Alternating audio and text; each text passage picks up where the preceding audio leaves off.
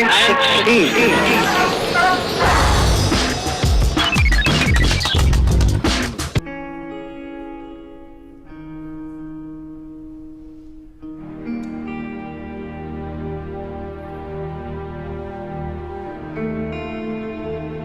The possibilities today are amazing. I mean, what you can do just with one computer and two monitors is just amazing. It's part of my creativity, part of my thinking. The attitude towards innovation somehow changed. There was a certain holiness, a certain religiosity about the new within the arts previously. The innovators were the artists, you know, the dedicated figure to what he or she is doing in terms of expression. And now it's more playful in a sense. My sister, who's a multimedia designer, speaks to me about smart fabrics and, you know, all these fabrics that you can connect to electricity now and turn into TV screens and all these like crazy smart textiles. And she asks me, like she wanted to do a project with one of these fabrics. And she said, how do you wear this? Would it be comfortable? Do you think it's practical to wear a 9-volt battery in your pocket? Like all these things, and it's all merging. One idea is never a good idea. I heard that's been said. Just like now you're shooting with 2 cameras. It's a little bit like that. You're seeing 2 angles and they're letting you see a panoramic view of the piece instead of one view. I want to bring some new experience to the stage.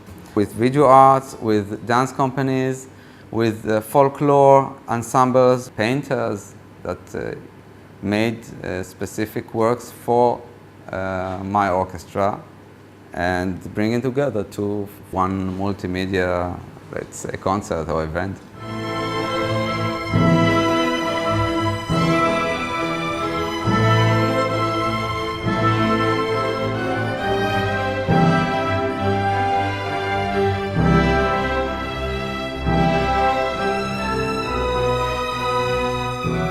The story of technology is not just about copyright. It's completely legitimate to quote in terms of sampling some music into your own music, especially in hip-hop music. It's part of the artistic, part of creativity. I mean, the status of the original, so-called, is not the same as it used to be. Blurring the notion of what is creation and what is mixing already existing elements.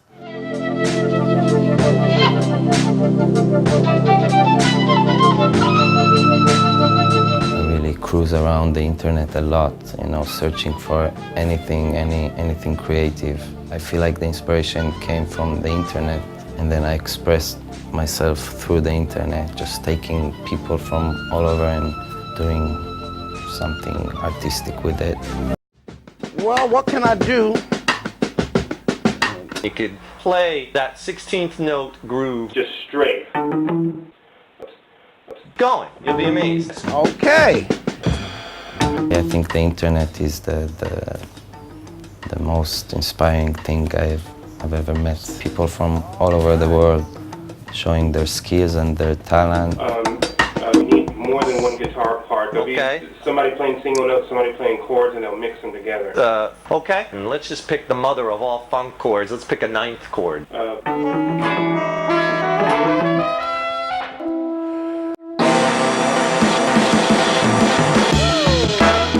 When I worked on this project, at any point I really felt like a lot of respect to these people, you know, and I felt like they're exactly like me, sitting in their home, playing the guitar or trumpet or whatever and putting it on YouTube because they want people to see their talent or their art. So I felt like we have the same goal or the same vision. It's the evolution of music and technology, I guess so. I didn't even think about it before, but I guess it's natural. It took quite a while until it settled into an understanding or social understanding that this is a new way of expression. Similar things happened with electric instrumentation. in the 1960s, 1970s, for instance, first with the electric guitar, but then with the synthesizer also. When they invented synthesizers that you could imitate the sound of a whole symphonic orchestra, so you could bring into the studio one musician in place of 30 or I don't know how many, it also raised questions about originality, what's real art, what's real creativity.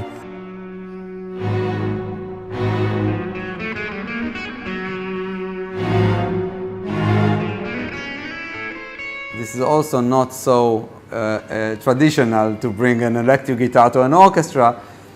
I have a nice story about it. I did it with many orchestras already, but one day I was invited to the Israel Philharmonic Orchestra, and I brought this friend of mine, the guitar player, which I wrote the concerto for him, Avis in Golda, and he brought his, his amplifiers and everything, and they are not they are completely, like a scene almost for them. I started working on the music, and by the end of the rehearsals, some of the musicians from the orchestra came to me and they said, we thought an electric guitar and an orchestra, it will be probably loud and bad. Had we known that this would be such a good work, we would play better. So, and this made me think how, conservative people are in the biggest and the most important orchestra in Israel.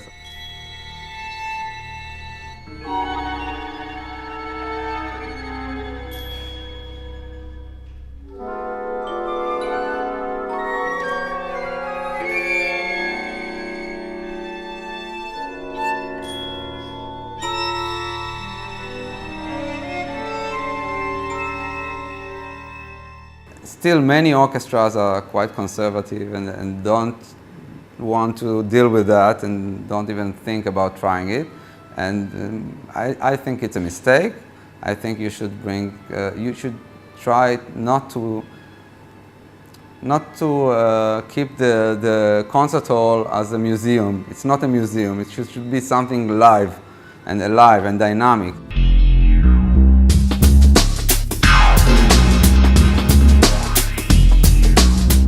NABA is a unique project that for the first time ever, as far as I know, uses audio guides to let the audience select their own soundtrack for the piece. It was born when we went to Madrid, and I went into this museum and I saw this gathering around this desk. I discovered that they ran out of audio guides.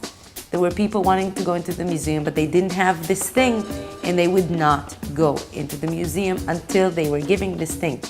And suddenly it hit me that people really need this. They would not say it at a dance show. They would not say, "Can you please give me an explanation?" Because they would feel embarrassed. But they really need it, and they would not go to see a painting without it. And there I kidded with myself. I said, "Oh, what if we had that in dance?" And I forgot about it. And then I started talking to On about it, and I said, what if we did have that in dance? So every member of the audience gets an audio guide and personal headphones, and according to signs shown on stage, they can, in different crossroads in the piece, select a different soundtrack. For instance, they can select between romantic and comic. They can select to hear this dancer's biography or focus on another dancer's biography. They hear the sound that they decided, at the timing they decided, and like light, it colors different aspects of the dance in the timing they chose, maybe randomly. So the whole show changes, and I started enjoying the lack of control. You can bring something else to the audience. I think it's also a necessity these days, because the young generation is growing up into a technical world. It's crazy. I mean, they don't know, some of them don't know even what a violin is. And there was this tension during modernity between art as a pure expressive thing and commerce or capital as a economically driven thing. And with postmodernism, the difference between the two, the gap between the two also collapsed.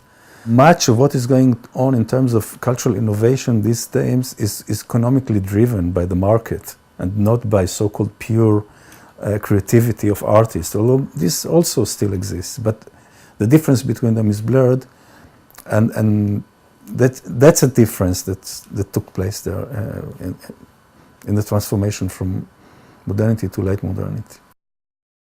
Purity, I think no one can tell you what it is, actually.